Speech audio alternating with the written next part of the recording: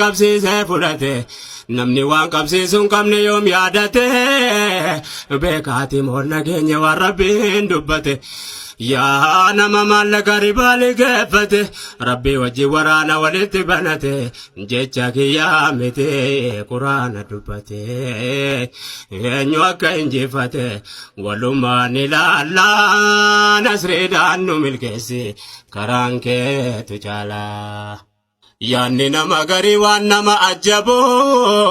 garii ribaa halaala taasisuu asabu jarri liqeeffate itti waa kasabu dhagaa yoo gaafatan deebii jarri qabu kennuutu hin taane malee fudhachuun waan qabu